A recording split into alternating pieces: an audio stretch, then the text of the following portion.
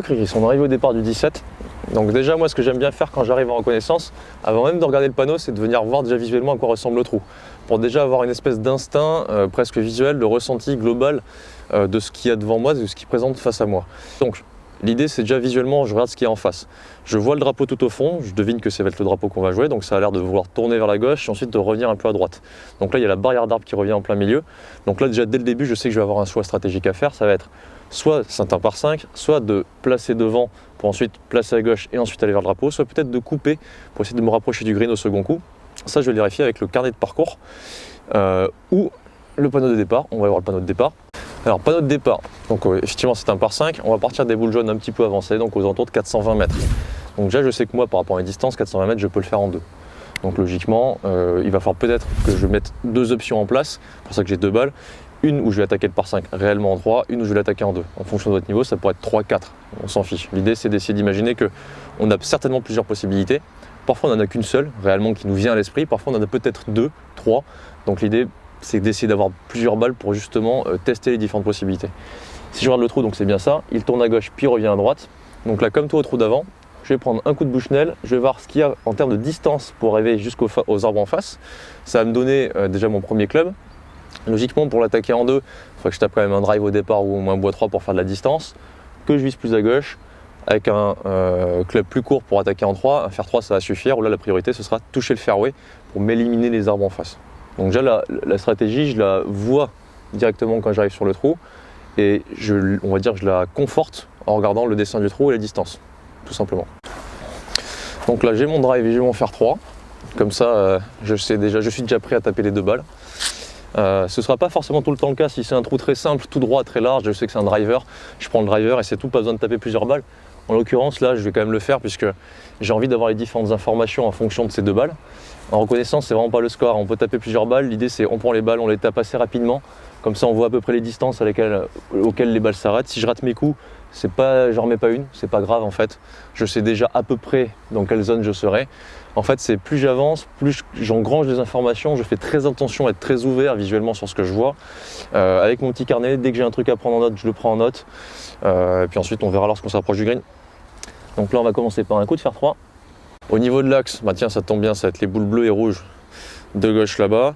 Donc là j'essaie pas de couper le dogleg, je joue la partie la plus large pour ensuite jouer à gauche. Donc là j'ai un axe qui est les boules de départ aussi un pin avec des feuilles comme une espèce de lichen qui est tout le long du tronc. Donc ça il faudra que je le note sur mon petit carnet. Et ensuite c'est parti. Ok, parfait. Ok, celle-là est faite. Elle est bien. Donc maintenant on va tenter avec le driver. Cette fois-ci l'axe ne sera évidemment pas le même. Le shaping du coup et l'imagination ne sera pas la même non plus. Je vais devoir viser vraiment en lisière du pin de gauche, vraiment qu'elle passe très proche, parce que si je m'enferme à droite, le bénéfice d'avoir pris ce club là n'aura servi à rien. Allez, j'imagine le coup. Je sais que ce sera une possibilité de jeu peut-être pendant le tournoi, donc je me concentre.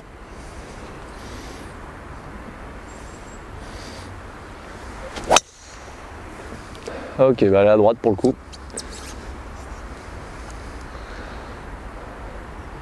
Ok, je viens d'atterrir. On va aller voir où elles sont. Ok Chris, on est arrivé à la première balle avec mon coup de fer 3, donc le départ était derrière nous. On se rend compte qu'ici c'est la zone la plus large, c'est-à-dire qu'il y a un petit peu de place. J'aurais arrêté à droite, j'aurais quand même pu la retrouver si j'avais été proche des arbres. À gauche, bon bah c'est pas forcément bon, mais c'est pas bon tout du long, ça s'ouvre un petit peu après, mais là ça se resserre surtout à ce niveau-là. Donc fer 3 c'est la zone la plus large, donc autour de 190 mètres du départ, donc ça pourrait être une stratégie qui sera bonne. On a regardé tout à l'heure sur le carnet de parcours, il y a un obstacle d'eau qui se situe à gauche mais qu'on ne voit pas visuellement, malheureusement. Je connais le parcours donc je sais exactement où il est, mais en théorie ça c'est justement intéressant si vous ne savez pas jouer ce que vous voyez. Si jamais vous avez le temps de marcher jusqu'à là-bas pour aller voir à quel endroit se situe l'obstacle d'eau, tant mieux. Sinon essayez de marger encore en tapant une petite distance. J'ai marché jusqu'aux 200 mètres qui se situent à peu près 25 mètres devant, on voit mes traces de pas là, donc je suis à 226 mètres du milieu de green. Ce qui serait intéressant c'est de calculer, on le verra au coup d'après, quand commence l'obstacle d'eau en fait. Comme ça on fera un calcul et sur le carnet de notes qu'on aura, on pourra marquer tout simplement telle distance maximale à ne pas atteindre pour ne pas atteindre l'obstacle. En l'occurrence, vu que je connais le parcours, il y a un petit arbre un petit peu qui n'a pas de feuilles là-bas, un peu blanc. Logiquement, quand je viens jouer ici, avec mon télémètre, je le prends. L'obstacle commence juste à son pied quasiment. Donc on enlève une vingtaine de mètres et c'est la distance max qu'on doit faire pour le second coup. Donc là j'ai juste 135 mètres à faire ou 140 mètres max. Justement l'obstacle doit être à peu près à 170. Donc normalement ça marche facilement. Je vais jouer en direction du dogleg pour ensuite aller à droite. Je peux me rajouter, parce que je sais que ça tourne un peu à droite, je l'ai vu au départ, un petit peu d'axe vers la droite pour essayer de, on va dire, s'ouvrir, parce que le fairway vient s'ouvrir derrière, avec à peu près un fer 9, fer 8. Pas grand chose à se poser comme question là, simplement l'obstacle d'eau, il ne faut pas l'atteindre. Donc je vais prendre allez, un coup de fer 9. Ensuite on va avancer à ma seconde balle, il y a des choses intéressantes à expliquer par rapport à celle-ci. Donc j'ai quand même un axe là qui va être à gauche de la butte, et juste un plein coup de fer 9. Dans mon cas évidemment. Ok, la balle est posée, c'est bon. Ok Chris, on arrive à la seconde balle, donc mon coup de fer 3 était 30 ou 40 mètres derrière, un peu même plus loin que ça. Le 200 mètres est ici, j'ai calculé, il y a à peu près 180 mètres début green, malheureusement ça se voit. Devant moi, j'ai pas l'accès au green, je suis allé voir là-bas, je sais dans quel axe il est, et malheureusement j'ai les arbres en plein milieu. Donc ce que je peux remarquer, c'est que si on regarde un petit peu la zone, c'est quand même assez large. En plus vu qu'on est en hiver ça plug, donc ça ne roule pas dans les sous-bois. Si je l'avais mieux tapé, bon normalement je suis censé faire 10 mètres de plus, je l'ai prise un peu talon. Si je fais un bon coup de golf avec le driver, logiquement je me retrouve là-bas et c'est une zone qui s'élargit et qui finalement est assez large comme le coup de fer 3. Donc le risque en fait de prendre le driver, alors que j'ai raté mon drive beaucoup plus à droite que l'endroit que je visais, il n'est pas si important que ça. Parce que là j'ai quand même retrouvé ma balle, je pourrais toujours me recentrer avec et me mettre la même distance en visant à gauche avec un petit coup de recentrage de 70 mètres, la même distance que mon coup de fer 9 juste avant avec la première. Donc si j'avais réussi mon drive, je me serais laissé une chance de pouvoir attaquer le green en 2. Même si je l'ai raté, il n'y aura pas de souci, je pourrais toujours l'attaquer en 3. Donc ça reste dans ma tête, il faut que je note aussi, pour que demain, à part si je mets des drives partout, finalement la stratégie du drive ce serait peut-être pas si mal, ça me laissera peut-être l'opportunité d'attaquer en 2. Comme ça quand je joue au golf, c'est parfois d'essayer d'aller grappiller, tant que le risque est moins important qu'on ne le pensait. Visuellement au départ ça paraît très étroit, on arrive, c'est quand même assez large, donc ça il faut le noter. Si par contre au drive je ne suis pas en confiance du tout, je sais dans le pire des cas que ma stratégie avec le fer 3, elle sera déjà très bonne. On va partir du principe, puisqu'on est en reco, que j'ai réussi mon drive, donc je ne vais pas la jouer là, puisque c'est juste un coup de recentrage. Je vais mettre un petit coup de pied dedans. Pop. Ah, petite rosée. Logiquement, si je mets une bonne mise en jeu, je vais me retrouver plutôt ici. Et là, c'est juste histoire d'avoir déjà visuellement le coup dans l'œil. Je vais certainement peut-être la voir pendant la compétition, si je fais une bonne mise en jeu. Oh, elle est énorme. Allez, green. Donc là, c'est bien. Ça engrange la confiance pour demain. Vous verrez la tête de Chris derrière la caméra, là. C'est de la confiance que j'engrange. Je le garde dans ma tête. Ok, Chris. Donc on arrive au troisième coup de la première balle avec le coup de fer 3. L'obstacle d'eau, il est ici, comme j'en parlais. Le petit enrôlement dont je parlais aussi, il est là. Finalement, ça démarre un peu plus loin, mais c'était un bon point de repère.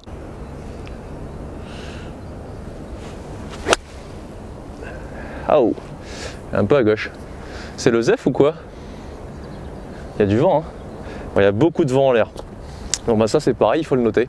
Green, j'ai ramassé les balles, j'en ai même pris une de plus. L'idée là quand on arrive sur un green, c'est de prendre les infos, on n'est pas là pour faire un score. Si on a envie de faire un score parce qu'on est avec les copains. Yes mon Flo, bon alors on se retrouve au bord du green. Ouais, alors ce que vous savez pas c'est qu'il y a eu 2 semaines d'écart entre le plan d'avant et le plan d'aujourd'hui. À cause d'un petit problème de micro. Quoi qu'il en soit, moi je me mets dedans, c'est parti. Donc lorsqu'on arrive près d'un green, Chris, vu qu'on est en reconnaissance de parcours, ce qui va être important, c'est de ne pas se mettre dans le score. Là, on est vraiment pour essayer de prendre les stratégies et les zones de jeu qui vont être qu'on va devoir retenir. Donc, par zone de jeu, vous allez voir ce que je veux dire. Moi, ce que j'aime bien faire quand j'arrive en reconnaissance de... On va y arriver, c'était le début de la journée. Ce que j'aime bien faire quand on est en reconnaissance de parcours, c'est déjà d'arriver, d'observer vraiment ce qui se passe. Donc là, on arrive sur le green, on voit qu'il y a un bunker à droite, un bunker à gauche, le début du green qui penche comme ça, et ensuite une partie un peu plus plate, un peu plus en cuvette là-bas. Donc ce qu'il faut se dire, c'est qu'à tout moment, ils peuvent mettre des drapeaux début, au fond à gauche, au fond à droite. Donc ce que j'ai avec moi quand j'arrive sur le green, c'est 3 tees. Je vais essayer, enfin 3 ou 4 tees, en tout cas placer les tees aux endroits où vraisemblablement ils pourraient mettre le drapeau. Donc quelquefois, il ne faut pas avoir peur de regarder aussi, il peut y avoir des fois les marquages déjà faits. Oui, effectivement. Donc soyez ouverts. Donc les arbitres, on va dire qu'ils ont été coquins, ils en ont mis un dans la pente au début. C'est tout à fait possible. Bon, il y a un drapeau en l'occurrence qui est dans la partie à droite là-bas. Je vais en remettre un dernier ici. D'ailleurs, il y a un marquage là. Ah, Alors soit c'est un truc d'oiseau, soit c'est un marquage. Bon là clairement c'est de l'oiseau. Hein. C'est ça. Donc là j'ai 3 clubs avec moi. Reconnaissance de parcours, évidemment, si vous jouez votre balle jusqu'au bout, vous n'aurez pas le temps de faire ce que je vais faire là. Donc c'est pour ça, ramassez votre balle une fois que vous l'avez tapée vers le green, prenez-en même plusieurs, j'en ai 2 avec moi. Et ensuite on va essayer d'imaginer toutes les solutions, toutes les possibilités en fonction des positions. Donc si tant est que le drapeau soit là, on remarque une première chose, le green est en forte pente gauche-droite, ce qui veut dire que je vais le tester, mais si je me mets dans le bunker là-bas ou à gauche dans le rough, je vais avoir une approche vraiment en descente où ça va être très complexe de l'arrêter. En revanche, si j'arrive un peu court ici, j'ai une approche en montée très simple, et depuis le bunker à droite, j'aurai également une sortie de bunker, même si c'est une sortie de bunker plutôt simple. Donc, partant de ce principe-là, déjà même avant de jouer mes approches, je sais, quoi qu'il arrive, qu'il va falloir que je me mette dans un spot plutôt court, plutôt à droite, et surtout pas à gauche. Donc ça, il faut le noter. La zone safe pour ce coup-là, elle est courte à droite, ou en tout cas courte dans l'axe, mais certainement pas à gauche. Donc là, ça risque d'être une approche que j'aurai, puisque je vais nécessairement jouer en margeant un peu court. Donc je la joue, je regarde la réaction du green. Très mauvais chip, je me laisse un chip un putt en descente, mais bon, c'est pas grave. Pareil, je vais venir tester un petit peu le sable, j'en profite, et savoir comment réagit le sable. Ok, beaucoup trop fort, donc là si j'en avais une autre dans la poche, j'en referai une pour essayer de tester un petit peu mieux le sable. J'avais mieux réussi la dernière fois. C'est vrai. Tester un petit peu comment les lies réagissent.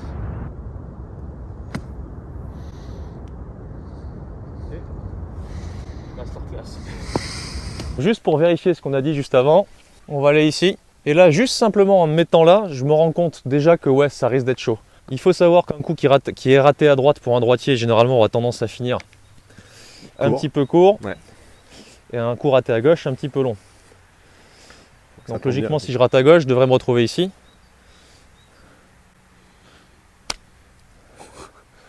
Ouais, Oh. c'est injouable.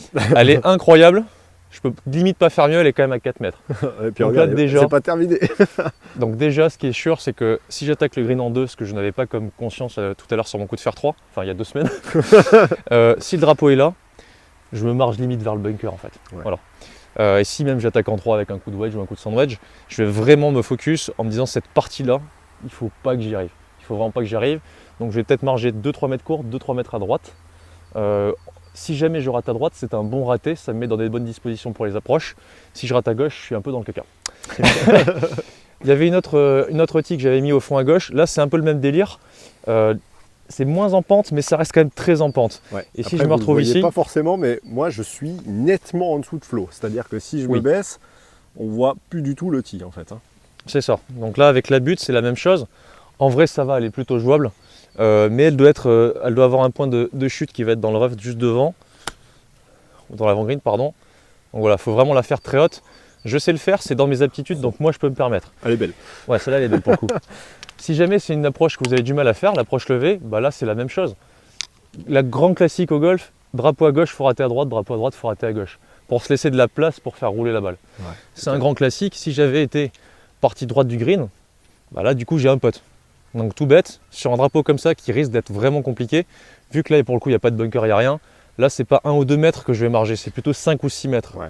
Donc sur mon coup de fer que j'avais au second coup, j'aurais vraiment vraisemblablement joué 8 mètres à droite. C'est pas dérangeant. Ok. L'idée au golf, c'est en fonction des positions de drapeau, déterminer des zones où il faut arriver ou ne pas aller, et ensuite s'entraîner à faire du petit jeu, du putting, pour avoir un petit peu les rebonds, les lays, comment ils réagissent, les bunkers, comment le sable réagit aussi, et passer du temps à chipper, à putter pour voir les pentes, et ensuite sur le plan de jeu, quand on va faire le tournoi, le jour J, je reprends mes notes, je vois les zones, et je marche de quelques mètres, court, long, à droite, à gauche, juste pour me rajouter une petite sécurité. Fantastique. Merci coach. Allez, on est parti pour le résumé de la stratégie sur ce trou numéro 17 pour que vous ayez une idée des notes que j'aurais pu prendre en cas de compétition. Pour commencer, 2 choix possibles pour attaquer le green. Premier choix prioritaire si j'arrive en forme aux mises en jeu. Le driver pour tenter d'aller m'ouvrir l'angle au second coup au ras des arbres de gauche. Option plus simple à réaliser pour les joueurs ayant une trajectoire naturelle de droite à gauche. Soit dit en passant, ce choix pourrait me permettre de grappiller un point au parcours. Deuxième choix de sécurité en cas de manque de confiance sur le driver ou même sur l'instant présent lors de la compétition, un coup de 190 mètres sur la partie la plus large du fairway en direction du pin envahi par le lichen pour ensuite placer un second coup à une centaine de mètres du green en prenant en compte l'obstacle d'eau que j'élimine en prenant un club qui ne pourra pas l'atteindre l'arbre blanc me donnant l'information en termes de distance à jouer. Ce second coup et cette stratégie sera en revanche plus simple pour les joueurs à la trajectoire naturelle gauche-droite, car tout s'ouvre à droite derrière la barrière de pin. Sur le coup de wedge, attention au vent qui peut être plus fort qu'on ne le sent lorsque la balle dépasse la cime des arbres. À l'attaque de green, la zone courte à gauche sur le bunker est à bannir si le drapeau est court ou à gauche, mieux vaut rester court et un peu à droite pour le drapeau début de green, et à droite à hauteur si le drapeau est placé au fond à gauche. Pour un drapeau au fond à droite, peu de danger.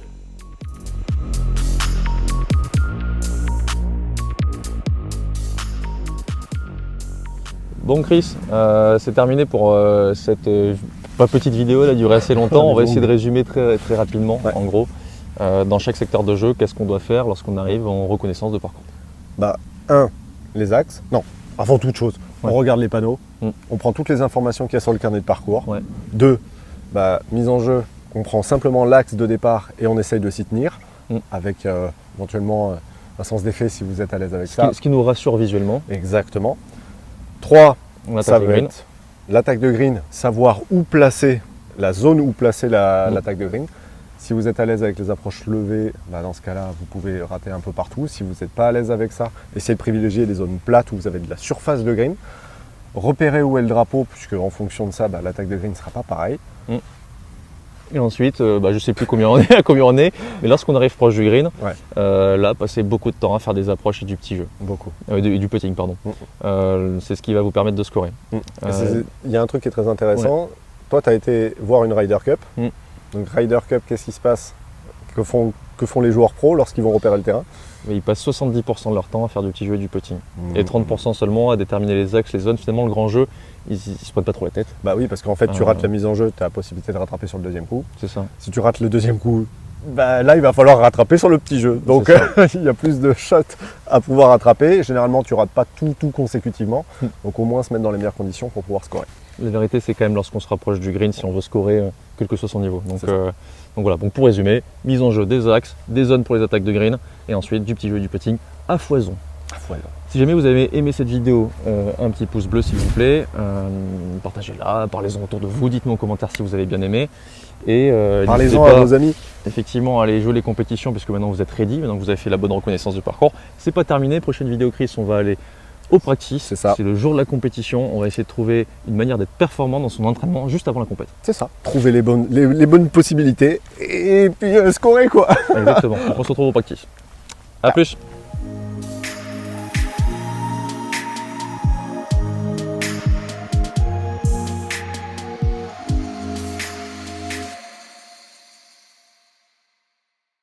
Lola il tombe mauvais, je vais devoir la jouer un peu sur la pointasse pour qu'elle puisse se lever quand même, pour éviter la gratte.